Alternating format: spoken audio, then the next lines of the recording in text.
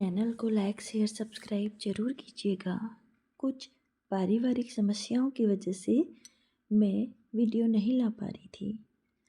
कुछ लोग कभी संतुष्ट नहीं होते। ननद मानवी मायके आई हुई थी और अपनी मम्मी के पास बैठी हुई बतिया रही थी।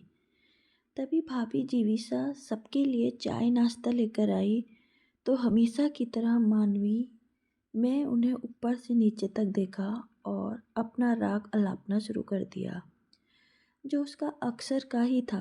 भाभी आपको तो सारी खुशियाँ मिली हैं, आप जो चाहती हैं वो सब आपको मिलता है। हमेशा हंसती मुस्कुराती रहती हो और एक मुझे और मेरे ससुराल को देखो, मैं परेशान ही रहती हूँ।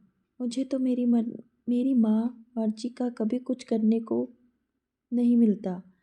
मुझे तो छोटी छोटी चीज़ों के लिए तरसना पड़ता है। पता नहीं मेरी किस्मत में ही ये पत्थर क्यों लिखे हैं। वे ये सब कहती रही और जीवी से अपने कामों में लगी रही। उसकी बातों पर ज़्यादा ध्यान नहीं दिया। आखिर वह अच्छे से जानती थी कि ये उसका हमेशा का ही नाटक था। हर बार मायके आकर अपनी मम्मी और भैया भाभी के सामने बस कमी का रोना रोती रहती थी। यहाँ तक कि जीविसा और उसका भैया अमन भी उसे कुछ भेंट स्वरूप देते तो उसमें भी उसे कमी ही नज़र आती थी।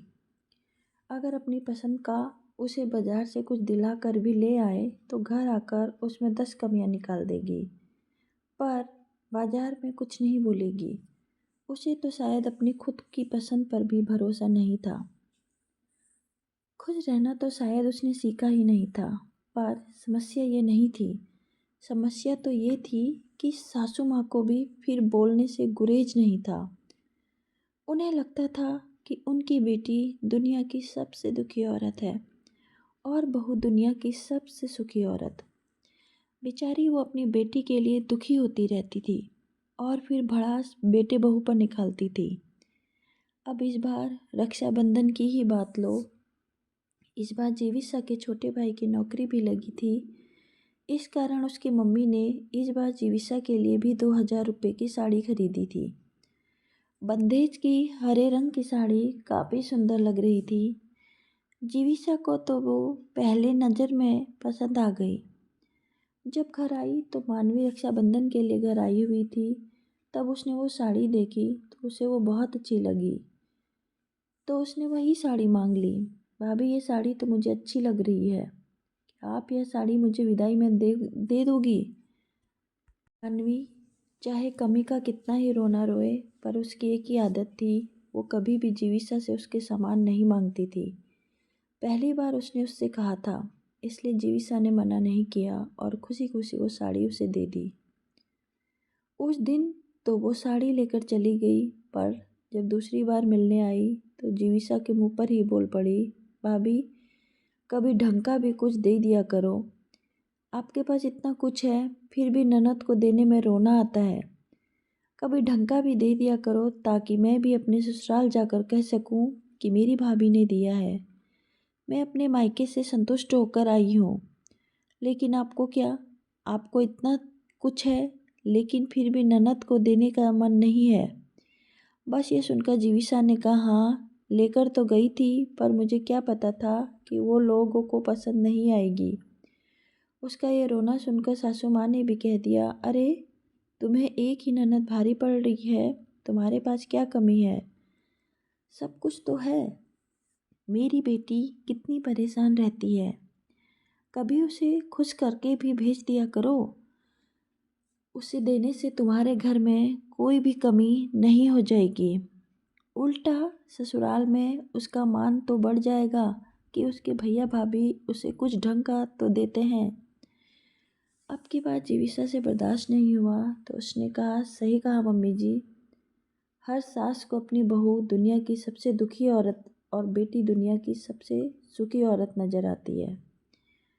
जिस साड़ी में आपकी बेटी को इतनी कमियां नजर आ रही हैं, वह साड़ी अपने मायके से खुशी खुशी लेकर आ गई थी और मांग कर भी ये खुद ही लेकर गई थी।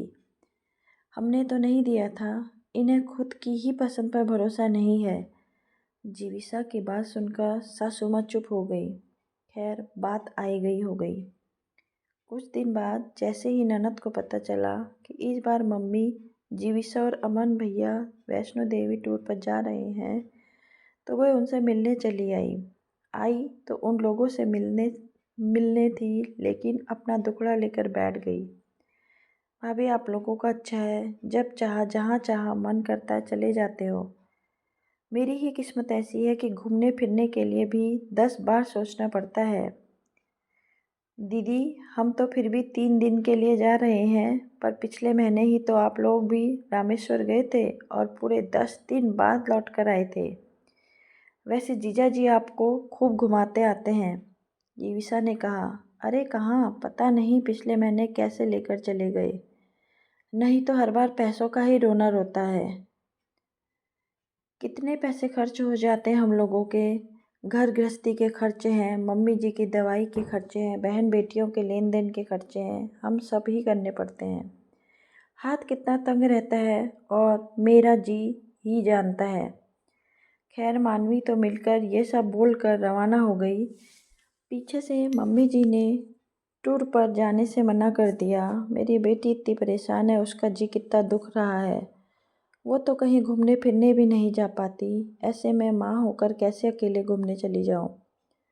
टिकट बनाने से पहले एक बार पूछ तो लेते तो तुम्हारा कुछ बिगड़ जाता, वो भी चल लेती।